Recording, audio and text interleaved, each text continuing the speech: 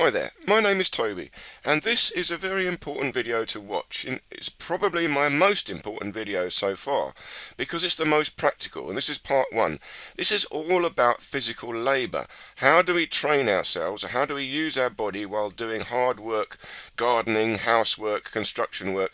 How do we do this efficiently so we don't hurt ourselves, we don't get repetitive strain injury, and more importantly, we can train our health and fitness all day long if we do this work.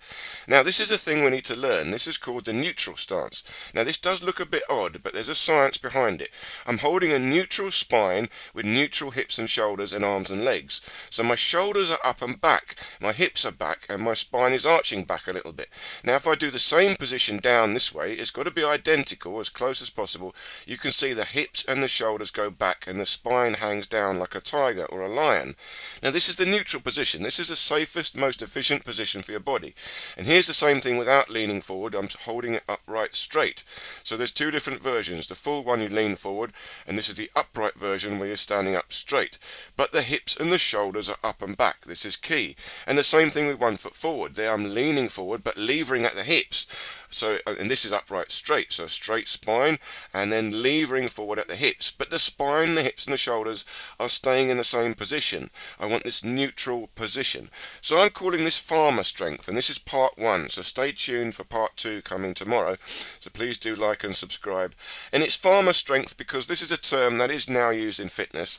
It's like a farmer. A farmer works hard all day long, and they get very, very strong just doing the things they've got to do. So we want to develop this farmer strength. But it's more than just farmer strength, it's farmer strength, mobility, flexibility, everything. In other words, we're developing our fitness by doing the things we have to do anyway. So what do? We do them better. We use our body in a better way. So we're starting off with sweeping. This is sweeping. But I've got to assume as close to the neutral stance as possible. Shoulders up and back, spine slightly arched backwards. I'm levering at the hips between the legs, so I'm using my hips to move forward and backwards, but maintaining a neutral spine with the shoulders up and back. You see, when you want to push forward with something, you tend to push your shoulders forward. Here, lifting the shoulder up and back, lifting the rib cage up and back, and I don't project the shoulder too much forward. Now, sometimes here I've got to project while sweeping, but even here I'm holding the shoulder up and back. I'm projecting by twisting the spine. I'm not hyperextending my shoulder, and I'm not hunching forward. And this is a heavy stick. This is about 5 kilos, this stick, so it's not a lightweight stick. And I'm holding it from my wrist, but I'm using my body structure to hold it all the way out. So it's all about the body structure, the spinal alignment, and holding the joints carefully together in the right position. So the hips and the shoulders are up and back, the spine is arched back, the chin is pulled in, so I've got to stretch through the spine, and whatever I'm doing in the movement, I try and stay as close to that spine as possible. You will see if you try this, it is easier, it is better, you don't feel so much work going on. See, the lever, I don't hunch my spine forward, I lever at the hips. I lever at the hips with 1 foot forward. That allows me to lever and hold my weight into the hip joint. So it's the hip joint, not the spine, that is doing the work. And it's the rib cage and the shoulders pulling up and back that hold the strength and the weight of the stick. It's not the shoulder and the spine hunching forward that does the work. Now, this is digging. So digging, I need a bit more force. So I get the force in, and then I dig by, again, using the hip joint. You see, drive in by shifting my weight forward. Now lever from the glutes. I'm using the glutes and the hip joint. I'm using the glutes and the hip joint, holding the stick or the shovel as close to my center of gravity as possible. Then lever from the hip. The front hip squeezes the glutes, and then I drive that hip round, and I'm resting the shovel on my hips, on my waist, so it's easy to hold. You see, the closer you hold the object to your own center of gravity, the easier it is. Now, I don't compromise the spine. This is key. Don't compromise the spine and the shoulder position. Don't hyperextend the shoulders forward and hyperstretch the spine forward. This is where we're going to injure ourselves.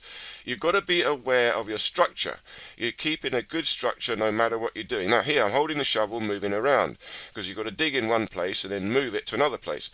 I'm resting the shovel, or you see that I've got the stick here right against my hips, moving around, keeping the shoulders up and back, nice arch in the spine, belly pulled in, so the belly is tight. Now here again, I'm levering forward, but not leaning forward. I'm levering forward through the hips, keeping that neutral spine. Shoulders still up and back.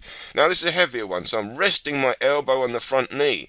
So I'm doing a bicep curl to help me lift it up. I'm levering, pushing the back hand down, levering the front hand up, very close to my waist. And then I drive the hips round, so I'm squeezing the front glutes to twist the shovel around to let go. So I drive it in by shifting my weight forward, keeping the shoulders up and back. Now elbow on the knee, bicep curl to lift it up, drive that hip round to spin the shovel round and throw the dirt wherever it's got to go. So I'm using the core, the waistline, and keeping the shovel as close to my core, as close to my center of gravity as possible. This is the key. And now you can see I'm just doing a little bit of freestyle, playing around with a stick. So it's completely free. You can see fighting moves in here, but these are also practical moves. And like I said, this is a weighted stick, 4 or 5 kilos, so it's got a little bit of weight to it.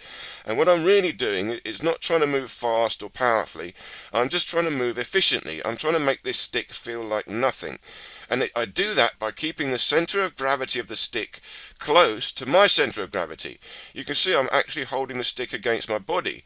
So this is very, very efficient. And I'm using the movements of my body, maintaining a neutral spine and shoulders, to just extend out and move the stick around. But the stick has got to be weightless. And I do that by controlling the center of gravity of the stick and my own personal center of gravity.